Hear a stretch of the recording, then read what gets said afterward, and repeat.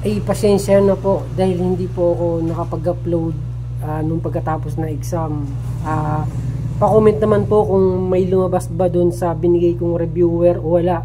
Okay lang po kung walang lumabas, pero marami naman po nag-message sa akin na marami pong lumabas dun sa reviewer na sinend ko. Pa-comment naman po kung may lumabas ba o wala, kung nakatulong ba yung reviewer na binigay ko o hindi. Okay lang po kung ano sasabihin nyo sa akin sa comment section. Gusto ko lang malaman kung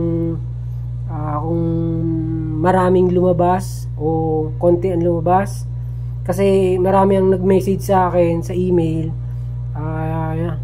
Yung mga binigay ko daw na reviewer, halos ganun din daw yung lumabas sa exam.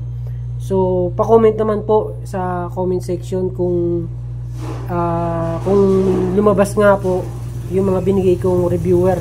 Pasensya na, ngayon lang ako nag-upload kasi natanggap po ako sa DepEd. Dati nag-apply ako sa AO, hindi naman ako tinanggap, pero ibang posisyon ang binigay sa akin. Dahil isang nga po computer science, tapos nag-uniting lang, iba yung binigay sa akin. So medyo busy ako dahil marami akong inasikaso.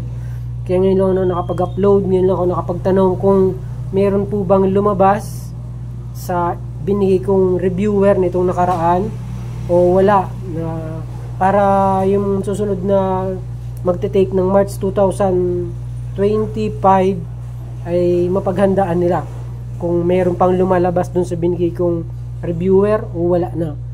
So yung mga nag-message sa akin sa email na hindi ko pa nasisendan ng reviewer, baka next week ko po nasendan. Huwag po kayo mag-alala, sisendan ko po kayo baka mga next week po, kasi po yun sa company kong pinag-iwanan dati, sa kung saan ako dati nagtatrabaho, naiwan ko po dun yung laptop kasi hindi naman sa akin yun. Nandun rin nakasave yung mga files ko, yung mga reviewer ko. Next week ko pa kukunin, so mga next week ko pa kayo masisendan.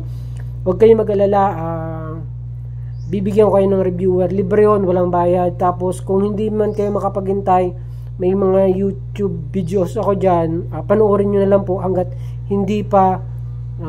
wala pang exam. Mas maganda po na papanood nyo na po yung mga ibang in-upload ko, baka kasi hindi ko na maisabi sa susunod pa mga video yung mga natatandaan kong exam. So kung matyaga ka, kung gusto mo talagang pumasa, isa ako sa mga pwedeng makatulong sa'yo, yung mga video ko, at higit sa lahat yung reviewer na bibigay ko.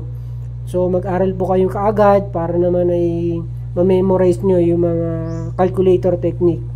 So yun lang, tinanong ko lang kung marami bang lumabas o wala, kasi marami nag-message sa akin na marami daw lumabas.